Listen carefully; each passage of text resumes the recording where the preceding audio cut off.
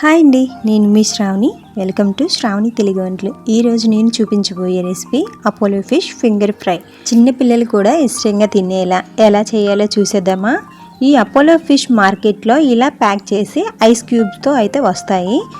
గుండెని ఆరోగ్యంగా ఉంచాలన్నా, మెదడు పాదరసంలా పని చేయాలన్నా ఎక్కువగా చేపలు తినడం చాలా మంచిది.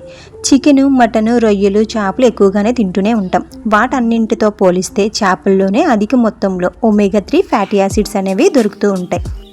ఏ చేపల్లో ఎక్కువగా ఒమేగా 3 ఫ్యాటీ యాసిడ్స్ దొరుకుతాయంటే ట్యూనా ఫిష్, దీన్ని తోరా ఫిష్ అని కూడా అంటారు. అలాగే ఇంకా సాల్మన్ చేప అంటే పులుసు చేప అనమాట. ఇంకా కవళ్ళు, ఇంకా వంజరం. నేను చెప్పి ఈ చేపల్లోనే ఎక్కువగా ఒమేగా 3 ఫ్యాటీ యాసిడ్స్ అనేవి దొరుకుతాయి. ఇవి ఎక్కువగా తినడం వల్ల మతిమరుపు రాకుండా, అలాగే మెదడు చాలా చురుగ్గా పనిచేస్తాయి. చిన్న పిల్లల నుంచి వృద్ధాప్యం వరకు చాలా అవసరం. పిల్లలకి ముళ్ళు లేని చేపలు తీసుకోండి. అందుకే నేను అపోలో ఫిష్నే ఎంచుకున్నాను. ఎక్కువగా మా ఇంట్లో ఇదే ఉంటుంది. ఎక్కువ కాస్ట్ ఏం కాదు, చికెన్ కాస్టే ఉంటుంది. పిల్లలకి ఎక్కువగా చేపలతో పాటు ఫ్రూట్స్లోనైతే బెర్రీస్, పపాయ, ఆవకాడో, ఇంకా నారింజ, వాటితో పాటు ఆకుకూరలు కూడా ఎక్కువగా తినిపించాలి. ఇప్పుడు వరకు ఏవైతే చెప్పానో అవన్నీ పిల్లల చేత తినిపిస్తే చక్కగా మెదడు షార్ప్గా పనిచేస్తుంది. కడుపుతో ఉన్నప్పుడు తిన్నా గర్భంలో ఉన్న పిల్లలకి బ్రెయిన్ చాలా షార్ప్గా ఎదుగుతుందనమాట. పిల్లలకి చదివింది మర్చిపోకుండా ఉండాలంటే తప్పకుండా చేపలను అయితే తినిపిస్తూనే ఉండాలి.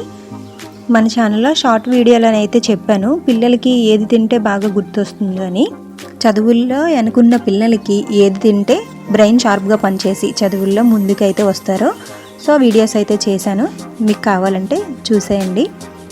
పిల్లల భవిష్యత్తు బాగుండాలనే కదా వేలుకి వేలు ఖర్చు పెట్టి మనం చదివిస్తూ ఉన్నాము. సో నేను చెప్పేవన్నీ రెగ్యులర్గా తినిపిస్తూనే ఉండండి, సరేనా. ఇప్పుడైతే అపోలో ఫిష్ని ఇలా కట్ చేసుకున్న తర్వాత 1 స్పూన్ అల్లం వెల్లుల్లి పేస్ట్, అలాగే కొద్దిగా పసుపు, ఇంకా గరం మసాలా, ధనియాల పొడి, ఫిష్ మసాలా, మీ దగ్గర ఏ మసాలా ఉంటే అవి వాడుకోవచ్చు. అలాగే బిర్యానీ మసాలా కూడా వేసుకోవచ్చు. ఇప్పుడు ఇందులో 1 స్పూన్ కారం, అలాగే సరిపడా సాల్ట్, అలాగే కొద్దిగా లెమన్ జ్యూస్ కూడా వేసుకొని బాగా అయితే కలుపుకొని కనీసం ఒక అరగంట అయినా పక్కనైతే పెట్టుకోవాలి. ఇప్పుడు వేరే ప్లేట్ అయితే తీసుకొని అందులోకి కొద్దిగా గోధుమ రవ్వ, 1 స్పూన్ కారం తీసుకొని బాగా కలుపుకొని పక్కనైతే పెట్టుకోవాలి. ఇప్పుడు వేరే గిన్నె తీసుకొని 1 ఎగ్ తీసుకొని బాగా కలుపుకొని ఇది కూడా పక్కనైతే పెట్టుకోవాలి. ఇప్పుడు కలిపి పెట్టుకున్న ఫిష్లోకి కొద్దిగా మిరియాల పొడి, అలాగే కొద్దిగా ఫుడ్ కలరు, అలాగే 1/4 కప్పు కార్న్ఫ్లోర్, అలాగే కొద్దిగా వరిపిండి కానీ లేదా మైదా పిండి కానీ రెండిట్లో ఏదైనా వేసుకోవచ్చు.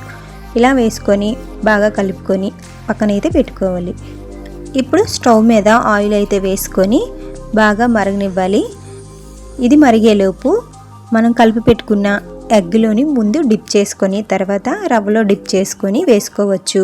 ఇలా అయినా వేసుకోవచ్చు, లేదంటే ఫిష్లోనే ఎగ్ కూడా రవ్వ కూడా వేసి బాగా కలుపుకొని నూనెలో ఒక్కొక్కటిగా వేసుకోవచ్చు. ఎగ్ వేస్తే మీకు నచ్చదు అనుకుంటే ఎగ్, రవ్వ రెండు కూడా ఆపేసి మిగిలిన ఏదైతే కలుపుకున్నామో వాటితో కూడా వేసుకోవచ్చు. చాలా క్రిస్పీగా వస్తాయి. సో నూనె మరిగిన తర్వాత ఒక్కొక్కటిగా వేసుకొని ఎర్రగా వేగిన తర్వాత కరివేపాకు కూడా వేసి వేగించుకొని ఒక ప్లేట్లోకి అయితే తీసుకోవాలి. మిగిలిన ఫిష్ మొత్తాన్ని ఇదే ప్రాసెస్లో వేగించుకొని ఓ ప్లేట్లోకి తీసుకుంటే క్రిస్పీగా, కంచీగా, టేస్టీగా కూడా అపోలో ఫిష్ ఫింగర్ ఫ్రై అయితే రెడీ అయిపోతుంది. చాలా టేస్టీగా ఉంటుంది. తప్పకుండా మీరు ట్రై చేయండి. సో నా వీడియో మీకు నచ్చినట్లయితే లైక్ చేయండి, షేర్ చేయండి, సబ్స్క్రైబ్ చేసుకోవడం మాత్రం మర్చిపోకండి. మళ్ళీ నెక్స్ట్ వీడియోలో కలుద్దాం. అంతవరకు టాటా, బాయ్ బాయ్.